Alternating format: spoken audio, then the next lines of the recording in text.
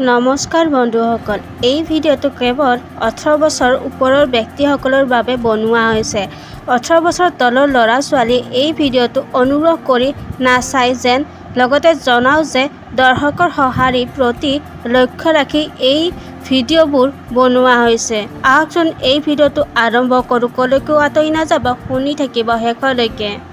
প্ৰথম কুৱেশ্যনটো হ'ল, ল'ৰাৰ লিংগ ছোৱালীয়ে কেতিয়া মুখত লয়?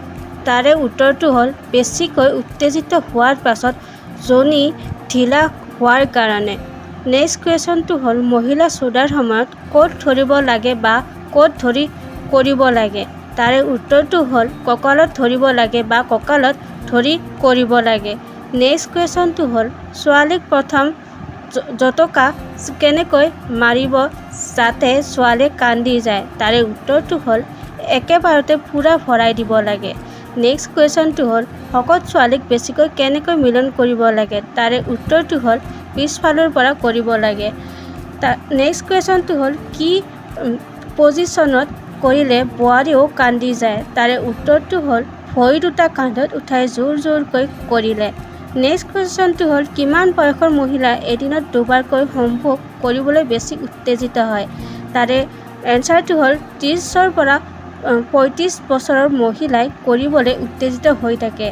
নেক্সট কুৱেশ্যনটো হ'ল, সম্ভোগ কৰাৰ পাছত কি কৰিলে যোনিৰ ভিতৰৰ সোমোৱা পানী বাহিৰ ওলাই আহে? তাৰে উত্তৰটো হ'ল সম্ভোগ কৰাৰ লগে লগে থিয় হৈ দিলে বা পেচাব কৰি দিলে। নেক্সট কুৱেশ্যনটো হ'ল, কেনেকৈ মিলন কৰিলে পুৰুষৰ লিংগ ডাঙৰ আৰু শকত হয়? তাৰে উত্তৰটো হ'ল সদায় ঘূৰি বনাই পাছফালৰ পৰা কৰিলে। তো বন্ধুসকল, মোৰ এই ইউটিউব চেনেলটো ছাবস্ক্ৰাইব কৰিব, বেল আইকনটো দবাই দিব, লাইক কৰিব আৰু এই ভিডিঅ'টো যদি ভাল লাগিছে তেন্তে কমেণ্ট কৰিবলৈ কেতিয়াও নাপাহৰিব। লগতে আপুনি আপোনাৰ বন্ধু বান্ধৱীৰ সৈতেও শ্বেয়াৰ কৰিবলৈ কেতিয়াও নাপাহৰিব। আকৌ লগ পাম ঠিক এনেকুৱা ভিডিঅ'ৰ সৈতে, তেতিয়ালৈকে অপেক্ষা কৰক। ধন্যবাদ।